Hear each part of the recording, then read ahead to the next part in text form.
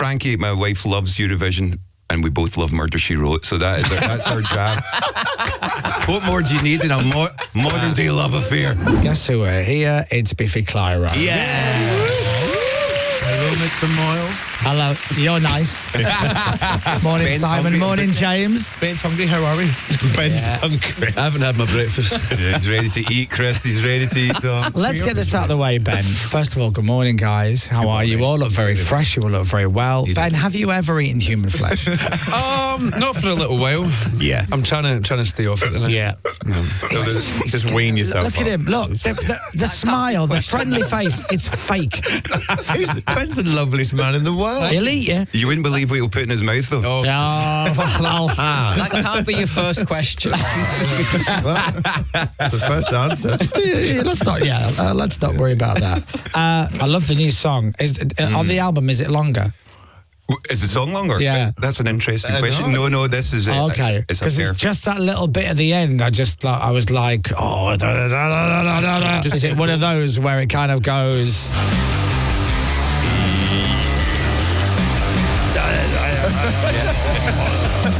Breaking the law.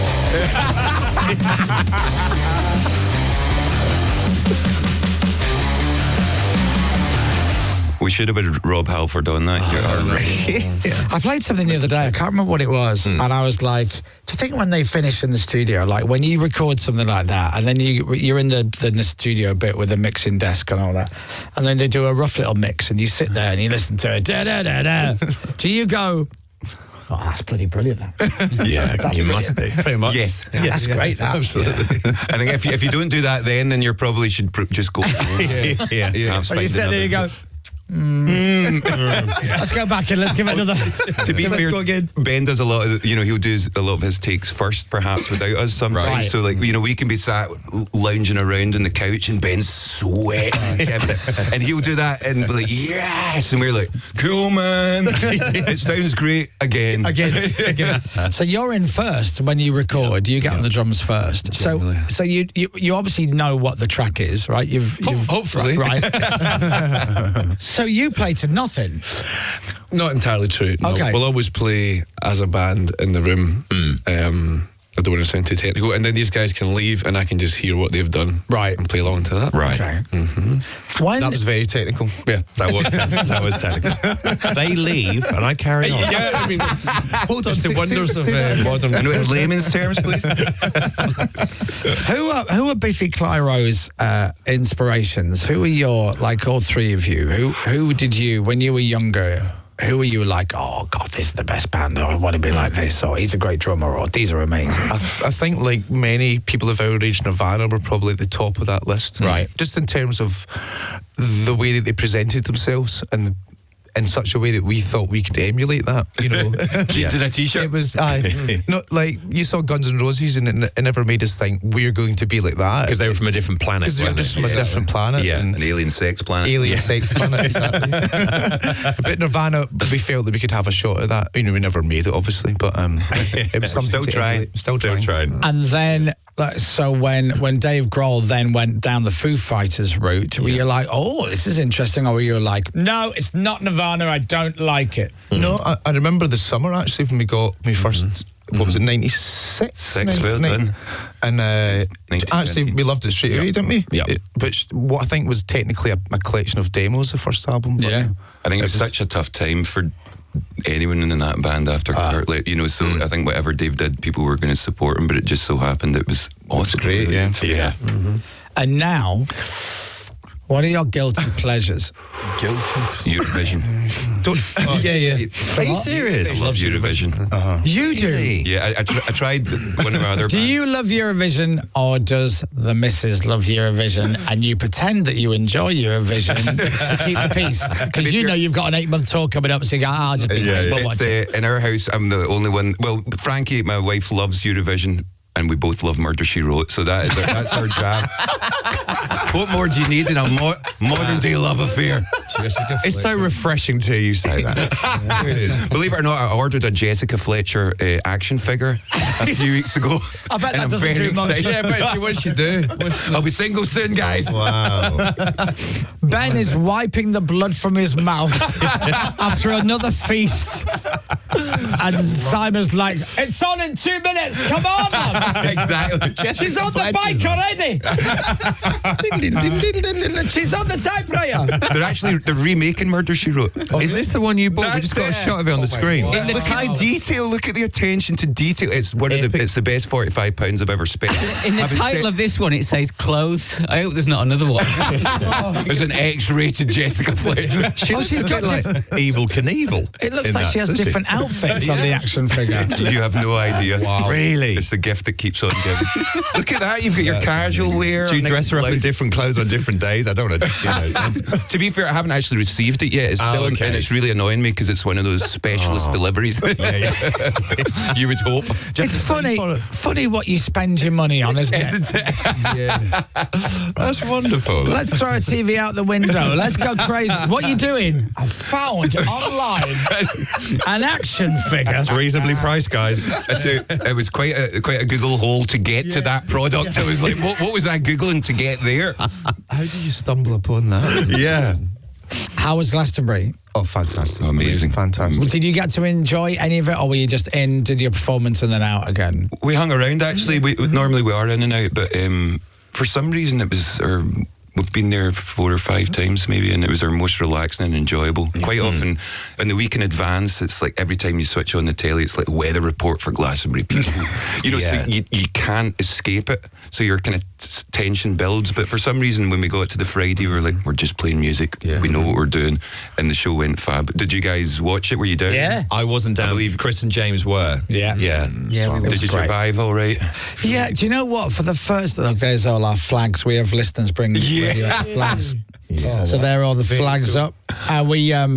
So it was my... I love it. I think it's my girlfriend's 3rd time of being there, and I'm a bit of a festival snob in the fact that I like to sit down with my mates and have a couple of drinks, and it's that. And I've always said it's one of those things where someone goes, do you want another beer now, or do you want to go and catch Elvis Presley? Or should we have another beer? We can catch the end of Elvis, and then we might just be able to get a little bit of Freddie Mercury. It's one of those. It's like, and you go, all right, we'll have one more drink. Elvis is on with Bob Marley. No, I tell you what, this lukewarm tenants is amazing. So this year, we met with some other friends, Glastonbury veterans, and we actually went walking around I left VIP hospitality and actually went walking around. Good on you. And actually, it's because Glastonbury's so big. Fast.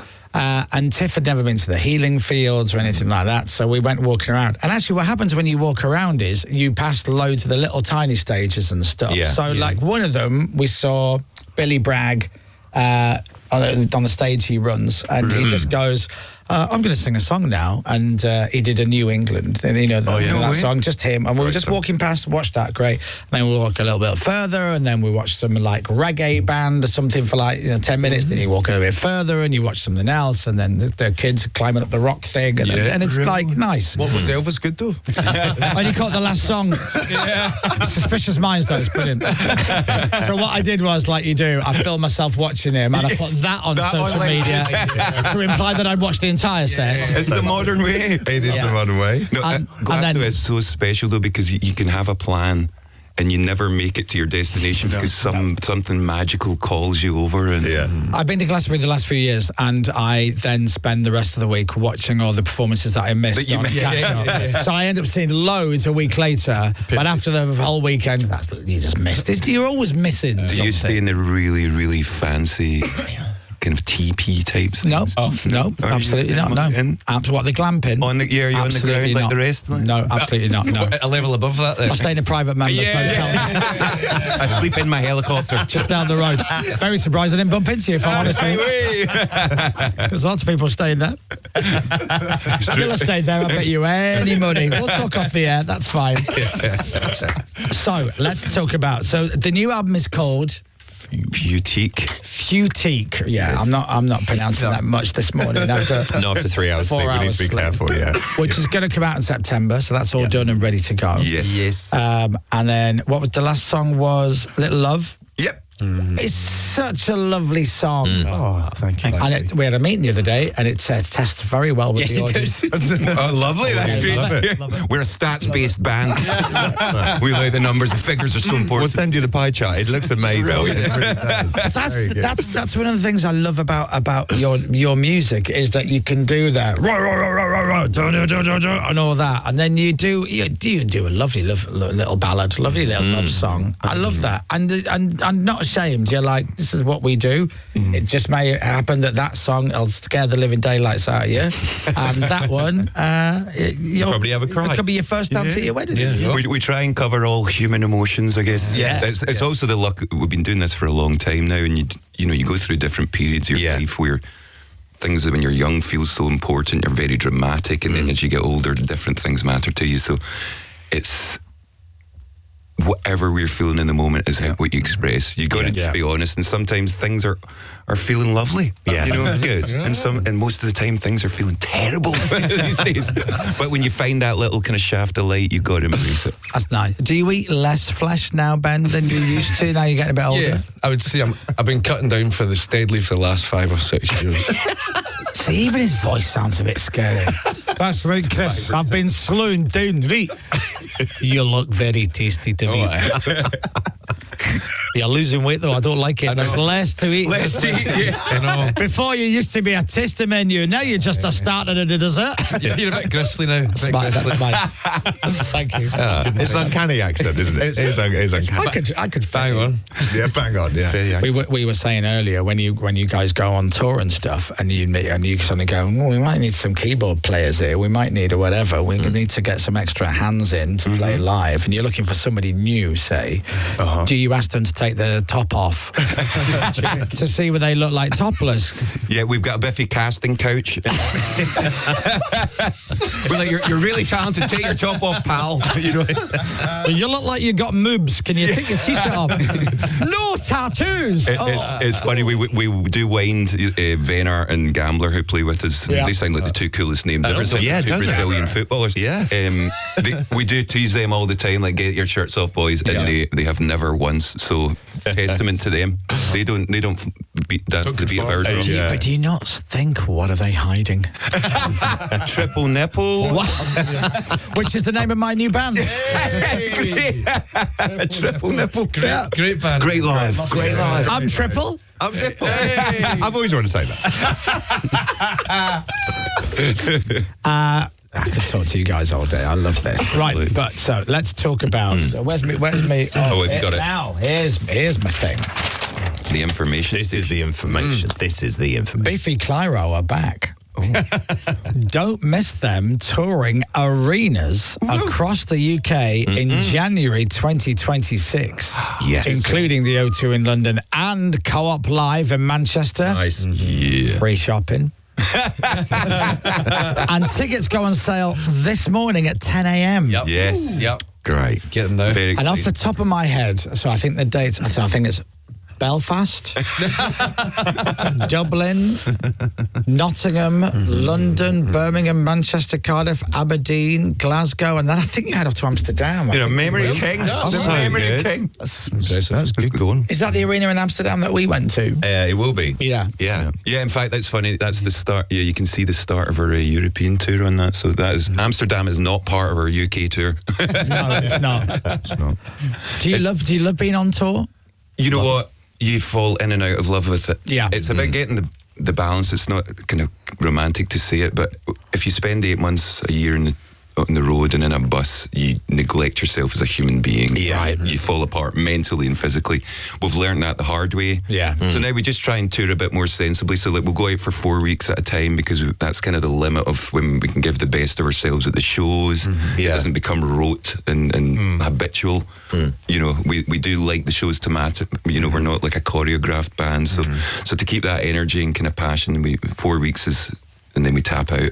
Yeah, that's a good idea. It is. I think it's one of those things with touring that people who don't do it, who aren't in that world, they see it from one angle, which is the complete opposite angle. So, for example, we went to see Oasis last night. Yeah. So your whole day when you go to a gig is geared up to go into this gig, and then you get there, you're all fired up, and the band come on.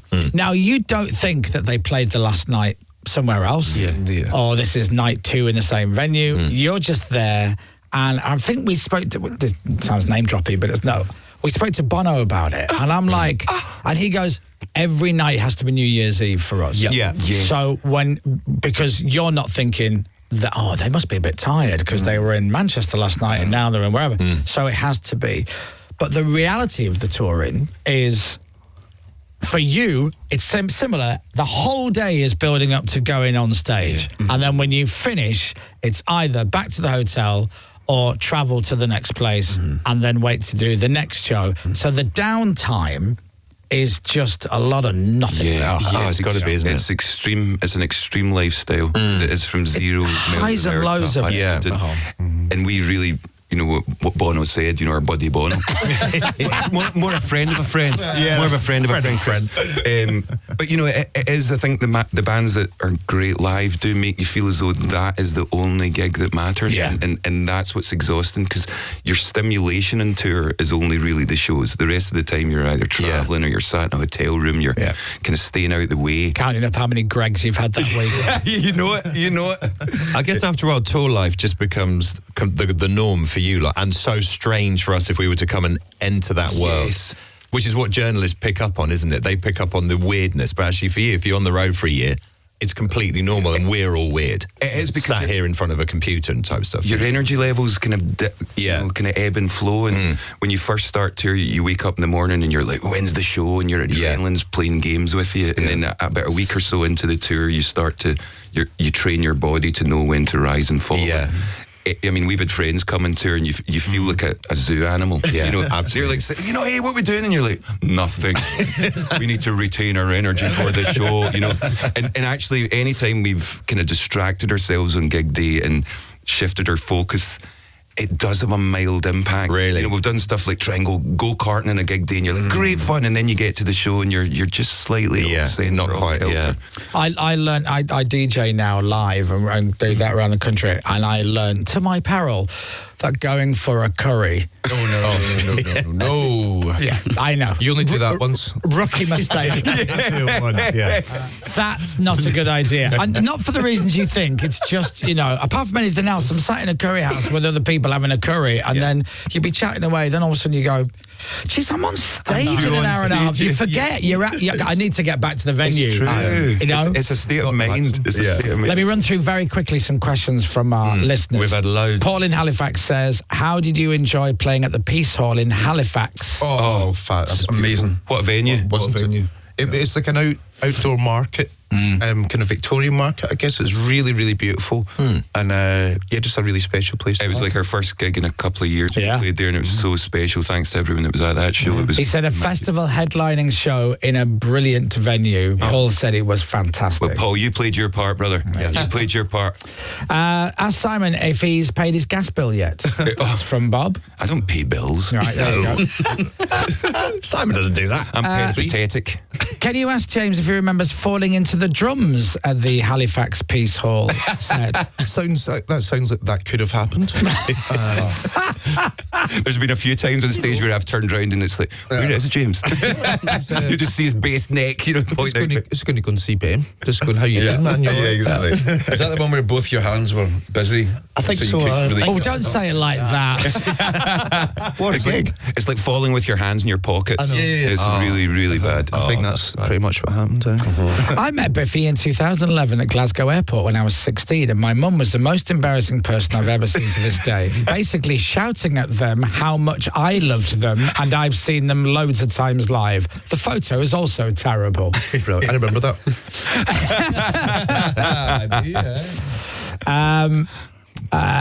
Question for them is, after the amazing Glasgow and London shows for Black and Sky, Vertigo Bliss and Infinity Land, in the future, will they do more album gigs for Puzzles, Only Revolutions and Opposites? Yeah, it's something we're enticed by, but we're still expressing ourselves currently. But you know what? When these kind of anniversaries come up, it's a shame to not mark things. It'll be 20 years since Puzzle in 2 years, and then 20 years since Only. So it's mental, and it makes us. I can't believe the time has. It's horrible, isn't it? Stretched like that. How did that happen? But that's mad. Yeah, we will. It's there needs to be a distance from the records, though. I think it needs to be a celebration and not just a re-expression. Those concerts are always not for me now because I stopped smoking, but those kind of concerts are always great because when a band's playing the album, you know when to go for a smoke. Well, at a Biffy gig that is not possible because every song's a banger. I've not heard the new album yet. Let's just see. Maybe, if you see me back on the Marlboro Lights again, you'd be like, damn, there's a couple of tracks he doesn't like. We'll jam this one out, Chris. We know you hate this one. Can you put the dates back up on the screen again? So 10 o'clock this morning is when tickets go on sale. You can find out how to get them from our website, radiox.co.uk. I'm just having a look. So January the 20th is Aberdeen. January the 21st. Dom. Now that's interesting. See, now we announced our show this week. We are playing, Dominic and myself, the London Palladium. Yes. Is it an evening with? It is. Yes. One night only. Lovely. Have you started writing the show yet, He only found out about it on Monday. I found out on air. I wanted to do it for about 2 years, and then Chris went and booked it. I found out like 40 hours ago that we were doing it. Yeah, so now we have to write a show. Yeah. Fantastic. But here's the good news. I've just checked, and you've got a break from your tour. So thank you very much. Biffy Clyro will be our surprise guest. Absolutely. I love it. Thank you, boys. By the way, You're welcome. Kind of you. Yeah. They're not performing; they're just eating people.